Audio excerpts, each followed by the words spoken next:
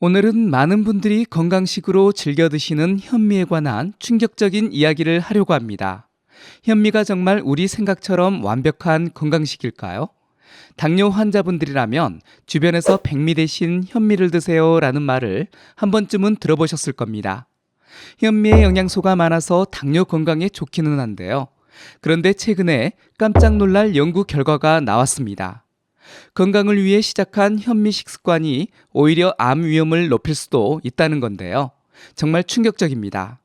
오늘 영상에서는 현미에 숨겨진 위험과 함께 그 위험을 피하면서 먹는 방법을 알려드리겠습니다.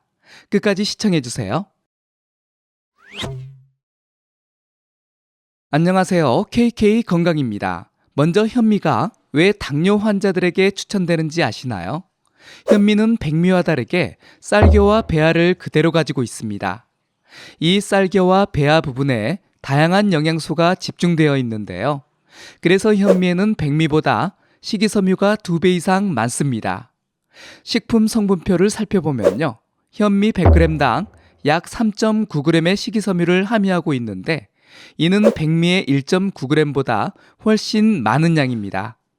식이섬유는 음식이 소화되는 속도를 늦춰 혈당이 천천히 올라가게 해줍니다. 그리고 현미의 혈당 지수도 백미보다 낮습니다. 백미의 혈당 지수가 약 80인데 비해 현미는 약 55 정도로 상대적으로 굉장히 낮은데요. 당뇨 환자분들의 혈당 관리에 정말 효과적입니다. 또한 현미에는 마그네슘, 칼륨, 철분 같은 무기질도 풍부한데요. 영양 성분표를 보면 칼륨은 백미의 거의 3배, 마그네슘은 약 5배나 더 많이 들어있습니다. 이런 미네랄은 인슐린 작용을 돕고 혈당 조절에 중요한 역할을 합니다. 실제로 제2형 당뇨병 환자들을 대상으로 한 연구가 있는데요. 백미 대신 현미를 꾸준히 섭취한 그룹이 혈당 조절이 더 잘 되었다는 결과가 나왔습니다. 현미가 당뇨 관리에 도움이 된다는 것은 과학적으로도 입증된 사실입니다. 하지만 최근 연구에서 현미에 숨겨진 위험성이 나타났는데요.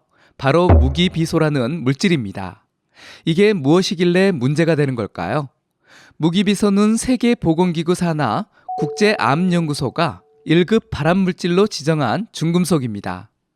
유기비소는 인체에서 비교적 빠르게 배출되지만 무기비소는 그렇지 않은데요.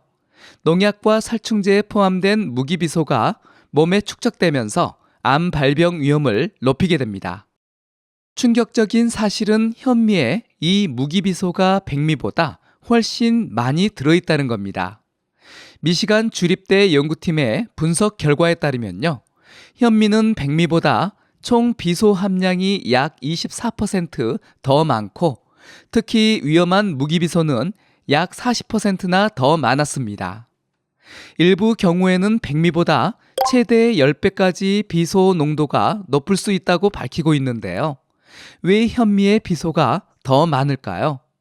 비소는 주로 쌀의 외피, 즉 쌀겨 부분에 집중적으로 축적됩니다.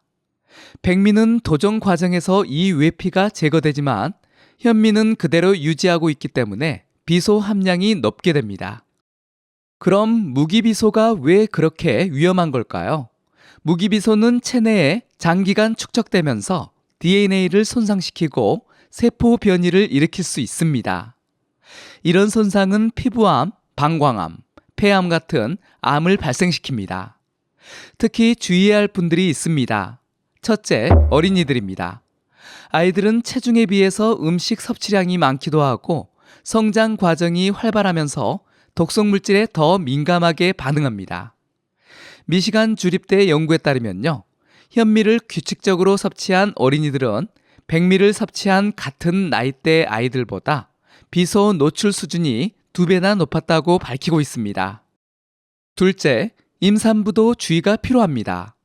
태아는 모체를 통해 영양분을 공급받잖아요. 그래서 유해 물질도 함께 복중 태아에게 전달될 수 있기 때문에 주의하는 게 좋습니다. 셋째, 신장 기능이 약한 분들도 조심해야 하는데요. 건강한 신장은 비소와 같은 독성 물질을 잘 배출하는데 신장 기능이 약하게 되면 이 독성 물질들이 더 오래 신체에 머물 수 있습니다. 최근 발표된 현미 위험성 연구는 미국에서 발표된 연구인데요. 그럼 국내산 현미의 경우는 어떨까요? 확인해 봤는데요. 무기비소의 국내 기준은 0.35 이하로 관리하고 있습니다. 그리고 국내 유통되는 현미의 무기비소 함량은 약 0.14였습니다. 수치만 봤을 때는 안전하다고 생각할 수 있는데요. 정말일까요? 주의할 점이 있습니다. 가끔 국내산 현미가 아니라 외국산 현미를 판매하는 걸 본 적 있는데요. 안전 기준치가 다를 수 있고 관리가 잘 안 될 수 있어서 현미는 국산을 선택하는 게 좋습니다. 그리고 미숫가루 다들 좋아하시죠? 이 미숫가루에 현미가 들어갑니다. 보통 미숫가루는 외국산 현미를 사용하는 경우가 많기 때문에 꼭 국산 현미인지 아닌지를 확인하는 게 좋습니다. 국산 현미도 매일매일 드시는 분이라면 주의가 필요합니다. 무기비소가 축적될 수 있어서인데요. 이런 분들이라면 이 비소 함량을 줄여서 섭취해야 합니다. 지금부터 그 방법을 알려드리겠습니다. 첫 번째로 물에 충분히 씻어주는 겁니다. 깨끗하게 씻어주면 외피에 있는 비소가 일부 제거가 됩니다. 두 번째는 현미를 6시간에서 8시간 정도 충분한 양의 물에 불려줍니다. 그리고 불린 물은 반드시 버리고 새 물로 밥을 지어야 합니다. 비소는 물에 녹는 성질이 있는데요. 불리는 과정에서 상당량이 물로 빠져나갑니다. 세 번째는 현미밥을 지을 때 물의 양을 평소보다 조금 더 많이 넣어줍니다.